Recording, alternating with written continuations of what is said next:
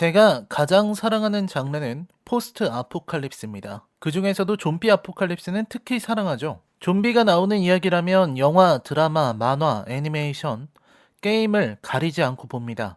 조지 A. 로메로는 물론이고 영국 좀비, 스페인 좀비, 일본 좀비 가리지 않고 좋아합니다. 해외의 영화들에 환장하는 건 물론이고 바이오 하자드와 같은 캡콤발 좀비 게임이나 하우스 오브 더 데드라든지 워킹 데드 전부 좋아합니다. 소설 퇴마록 세계편에서는 부두교 주술사인 호응간을 모티브로 한 호응간이라는 적이 나오는 부분이 있는데 거기에서 설명하는 좀비 이야기가 너무 재미있어서 달달 외울 정도로 읽었죠. 부산행의 성공 이후 등장하는 한국형 좀비도 환영입니다. 기묘한 가족 같은 영화도 저는 즐겁게 봅니다. 창궐은 좀 아니었지만요. 킹덤을 보며 저는 두근거리는 감정을 숨길 수 없었습니다. 물론 배우들의 연기가 어색해서 미칠 것 같기는 했어요. 중전이라거나 중전이나 중전 같은 황실의 큰 어른으로서 절대 허락할 수 없으니 어서 돌아가세요. 그런 연기 말입니다. 설정이나 연출에서도 의아한 부분이 있기는 했지만 킹덤은 우리나라에서 시도된 최고의 좀비 드라마가 될 것이라고 확신했습니다. 솔직히 말하자면 너무 귀중해서 애지중지 보고 싶은 드라마입니다. 좀비 장르를 좋아하는 사람들에게 괜찮은 좀비 드라마는 말 그대로 보물이거든요. 예를 들자면 저는 영국 드라마 데드셋을 얼마나 많이 봤는지 대사를 다 외울 정도입니다. 딱 제 취향의 드라마였죠. 킹덤의 여러 장점 중에서도 저는 우선 좀비 영화의 가장 중요한 요소부터 언급하고 싶습니다. 좀비 영화의 가장 중요한 요소는 역시 좀비 그 자체에 있습니다. 어째서 재난 영화 혹은 포스트 아포칼립스 장르에서도 좀비 아포칼립스는 독특한 위치를 점하는가 하는 질문에 대해서 저는 은유라고 답하고 싶습니다. 좀비 아포칼립스, 좀비 창궐의 상황은 그 자체로 현대 사회에 대한 은유입니다. 여러분 생각해 보세요. 사실 사회생활이라는 게 좀비가 창궐하는 세상과 다르지 않습니다. 좀비 영화는 사람의 얼굴을 한 괴물들이 나를 잡아먹으려 덤벼드는 세계죠. 하지만 생각해 보면 그것은 우리가 살아가는 현실을 조금 극단적으로 풀이한 것에 지나지 않는다는 걸 알 수 있습니다. 우리가 살아가는 세상 역시 웃는 얼굴로 나를 잡아먹으려 덤벼드는 무수한 인간 군상의 세계라는 걸 알 수 있죠. 요컨대 좀비 장르는 우리가 살아가는 현대 사회를 비극적으로 형상화한 일종의 인형극 같은 것입니다. 게다가 팬데믹 상황이 주는 공포, 궁지에 몰리는 인간이 보여주는 극단적인 결단, 동료가 좀비에게 물렸을 때 공동체가 무너지는 모습이나 사람이 사람을 의심하고 배척하며 내부적으로 무너지는 인간 군상의 모습은 좀비 장르가 왜 매력적인지 보여줍니다. 그래서인지 좀비 영화를 이야기할 때는 기원에 대해서 말해야 합니다. 좀비가 왜 탄생했는가 하는 질문은 좀비 장르에서 매우 중요한 질문입니다.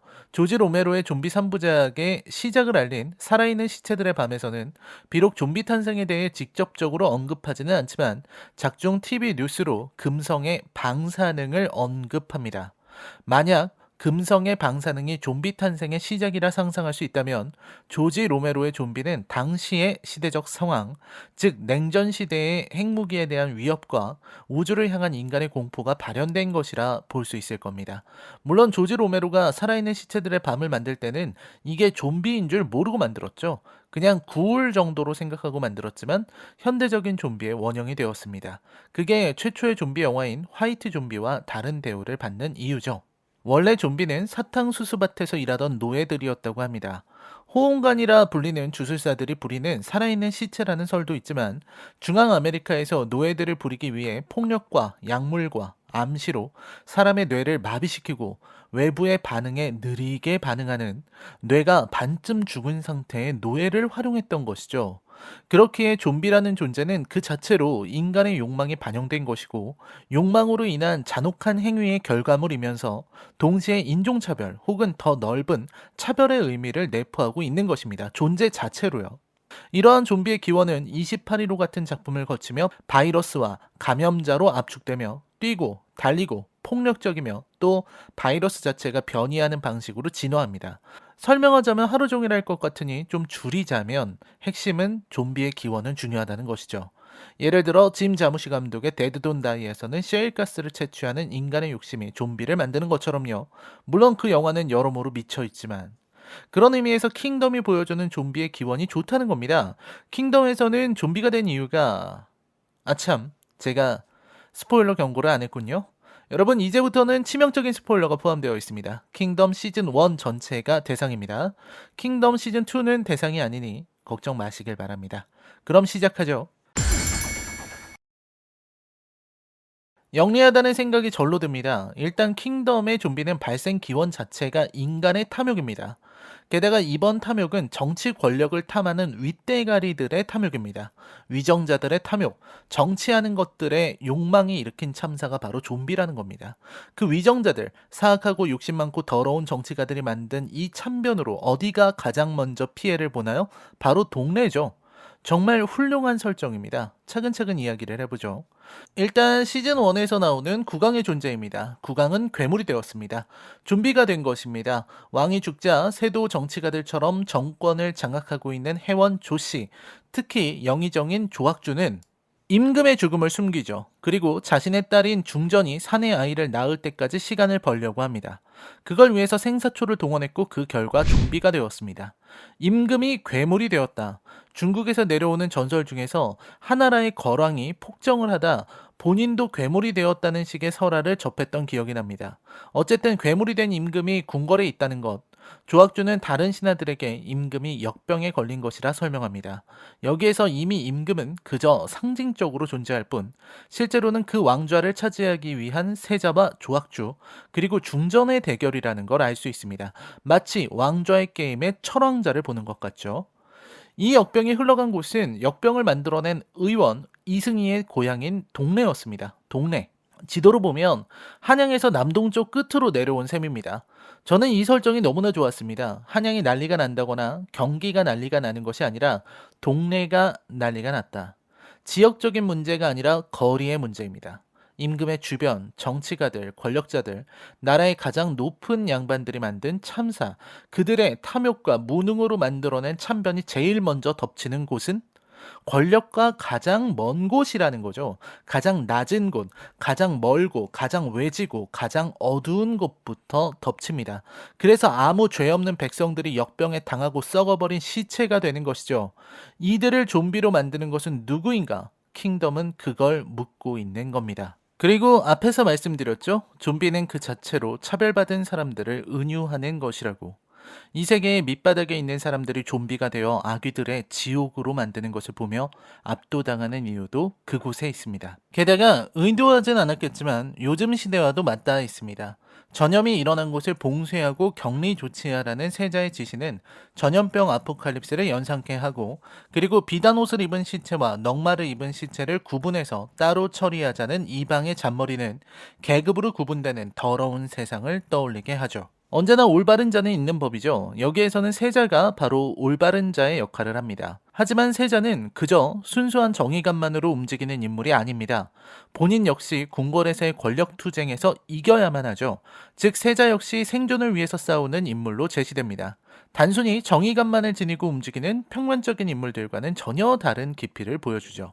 이 부분이 사실 워킹데드보다 뛰어나다고 생각되는 부분입니다. 물론 워킹데드와 단순한 비교를 할 수는 없습니다. 워킹데드는 현대 좀비물의 또 다른 대표적인 작품이고, 다양한 상황을 보여주며 사람들로 하여금 손에 땀을 쥐게 만든 작품입니다. 다만 워킹데드는 시즌을 반복하며 위기가 점차 약해지는 모습을 보이고, 마치 한국 드라마처럼 인물들의 관계에 치중하는 모습을 보이고 있습니다.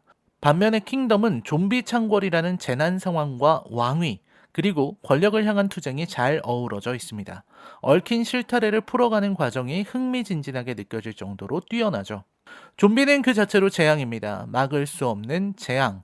이는 사실 얼음과 불의 노래, 즉 왕좌의 게임에서 나오는 Winter is coming, 즉 북부에서 밀려오는 백귀들의 무리와 비슷한 역할을 한다고 볼 수 있습니다. 하지만 왕좌의 게임은 백귀들의 설정 자체가 문제가 있는 데다가 그들을 이끄는 지도자인 밤의 왕이 너무 무식하게 강하다 보니 그걸 마무리하는 과정에서 허무한 선택을 보여줄 수밖에 없었다는 한계를 보였습니다. 반면에 좀비는 그간 많은 영화와 드라마 등의 매체에서 다양한 모습을 보여왔기에 다루기 훨씬 수월한 소재입니다. 이런 부분도 장점이죠. 무엇보다 조선이라는 시대와 좀비의 만남은 언제나 좋은 선택입니다. 물론 창궐처럼 만들면 큰일이죠. 그건 그렇습니다만 조선이라는 시대는 지금처럼 총화기가 발달한 시대가 아닙니다. 즉 현대의 좀비 아포칼립스 작품들은 반드시 어떻게 현대의 정규군이 좀비에 무너지는가를 설명해야 하는 문제에 부딪힙니다. 아무리 생각해도 군대가 작정하고 대응하면 좀비들 따위를 쓸어버릴 수 있다는 것, 전차에 장갑이 지닌 두께를 생각하면 좀비의 손톱으로는 긁힌 상처도 낼 수 없다는 걸 생각해보면 한계가 명확하죠. 하지만 조선은 아닙니다. 동원할 수 있는 조총이라고 해봐야 후한 말로 와도 성능은 별로인데다가 조선 중기가 배경이라면 활과 창, 검과 같은 냉병기들이 주된 무기입니다. 냉병기로 맞상대해야 하기 때문에 정규군도 좀비에게 위험할 수 있습니다. 이러한 기술적인 문제들이 좀비가 활약하기 더욱 좋은 환경을 만들고 위기와 긴박감을 더 끌어올릴 여지를 마련해 주는 것이죠. 이야기의 흐름과 디테일한 설정들도 좋습니다. 동네에서 처음 좀비들이 나왔을 때는 낮에 움직이지 못하기에 충분히 집안에다 가둬놓을 수 있었습니다. 그러한 좀비들이 관하로 오며 난리가 나게 되고 이들이 점차 강해진다는 설정을 잘 표현했습니다. 특히 저는 조선의 시대적 설정이 좋았습니다. 이 드라마에서 제시되는 조선은 존재하지 않지만 모두가 아는 조선이죠. 우리가 생각하는 조선이라는 시대의 이미지를 적당히 집어넣은 평행세계의 조선입니다. 양난을 겪었다고 하는 걸 보니 인조 이후라고 보는 게 좋겠습니다만 중요한 건 역사가 아니죠. 차라리 이렇게 가상의 조선을 제시하는 것이 역사 고증 문제를 피해갈 좋은 방편일지도 모릅니다. 실존하는 역사적 인물들이 활약하는 걸 보는 재미는 줄어들지만 좋은 선택이었다고 생각해요. 해원조 씨는 안동김 씨 정도의 세도가로 생각됩니다. 동래부사 조범팔도 해원조 씨라는 걸 생각해보면 조선이라는 나라가 완전히 해원조 씨에 의해 움직이고 있다는 걸 알게 됩니다. 세자의 움직임과 이야기 흐름도 훌륭합니다. 세자가 처음으로 좀비를 만나는 순간이 곧 해원조 씨 조학주의 아들 조범일과의 싸움 직후라는 것도 의미심장했습니다.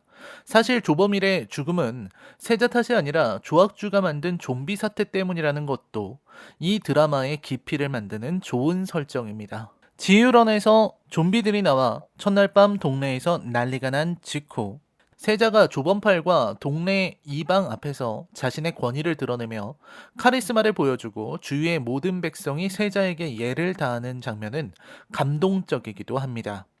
여기에서 세자의 활약은 마치 임진왜란 때 광해군의 모습을 보는 것 같습니다.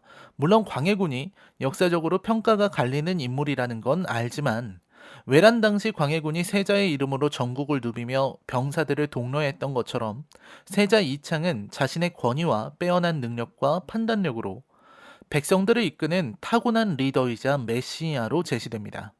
게다가 자신의 백성을 끔찍하게 생각해서 동네 이방의 조언으로 조범팔이 배를 타고 도망가자 남은 백성들과 함께 지율헌으로 올라가다 수레를 미는 장면에서 진심이 드러나죠. 다시 나옵니다. 난 다르다. 난 이들을 버리고 간 이들과도 다르고 해원 조씨와도 다르다. 난 절대로 이들을 버리지 않을 것이다. 거의 이상적일 정도로 완벽한 인물입니다. 세자의 완벽한 리더십과 카리스마, 그 뛰어난 능력은 세자가 처한 안타까운 현실과 맞물리며 환상적인 균형을 이뤄내고 있습니다. 세자의 능력은 너무나 뛰어난데 상황이 너무나 절망적이기 때문에 역설적으로 그 정도 능력이 아니면 대응조차 어려울 정도가 되는 거죠. 만약 이 세자가 지금 같은 상황이 아닌 다른 작품에 나왔다면 세자가 너무 잘나서 재미없는 작품이 되었을 것입니다. 시즌 1에서 나온 가장 중요한 떡밥들은 세자의 곁에서 세자를 감시하는 배신자가 누구인가, 그리고 중전인 개비 조씨의 임신 여부입니다. 시종일관 당황스럽기 짝이 없는 대사 처리로 충격을 주던 중전이 처음으로 목욕 장면을 선보일 때 사실 그녀가 임신하지 않았다는 진실이 드러나며 충격은 몇 배로 커지죠. 임신한 궁녀들을 모조리 한 곳에 모아놓고 남자아이가 태어나기를 기다리는 중전의 계략이 소름 끼치게 다가오는 장면입니다. 게다가 임산부 숙소에서 머물고 있는 세자의 호위무사 무영의 아내도 중요한 떡밥이죠. 안현대감의 정체는 무엇인가? 생사초를 활용해서 고칠 수 있다고 말했던 이승희의 말은 진실인가? 뛰어난 전투력을 지닌 착호군 출신 영신의 정체는 무엇인가? 등의 물음이 계속해서 나오는 킹덤 시즌 1입니다. 마지막 장면에서 낮임에도 불구하고 움직이는 좀비들의 모습은 시청자들에게 충격을 주기에 충분했습니다. 그렇게 시청자들은 1년을 기다려야만 했죠. 상주에서 멈춘 시간은 그렇게나 길었습니다. 중전의 연기는 안타까웠지만 주지훈의 연기는 좋았습니다. 도포자락 휘날리는 세자의 캐릭터가 그렇게 잘 어울릴 수가 없습니다. 배두나의 캐릭터는 저로서도 의문이 들긴 했습니다. 캐릭터 자체가 유약하고 수동적인 인물인데 배두나의 독특한 매력과 잘 섞이지 않는다는 인상을 받았습니다. 무엇보다 한복이 참 아름답습니다. 마치 스캔들, 조선남녀 상열지사에서 봤던 아름다운 한복들을 다시 보는 인상입니다. 최근 조선의 궁궐을 표현할 때의 트렌드가 화사한 색감과 아름다움에 있는 것은 아닌가 하고 생각해보게 만드는 지점입니다. 광해 때도 궁궐이 참 아름다웠죠. 좀비들은 창궐했고 세자 일행은 열심히 버텨냈습니다. 아직 좀비 아포칼립스가 보여줄 매력이 많이 남아있다는 것이 이 드라마의 큰 특징이라 하겠습니다. 그리고 좀비들에 대항하는 조선 정부의 대처와 세자의 활약을 기대하게 만드는 엔딩도 좋았습니다. 이제 킹덤 시즌2가 나왔으니 지금 킹덤을 보시는 분들은 기다리는 고통을 덜 수 있을 것 같군요. 킹덤 리뷰는 여기까지입니다. 저는 킹덤 시즌2 리뷰로 돌아오겠습니다. 킹덤 시즌2는 한 편씩 리뷰를 할 계획입니다. 시청해주셔서 감사합니다. 안녕히 계십시오.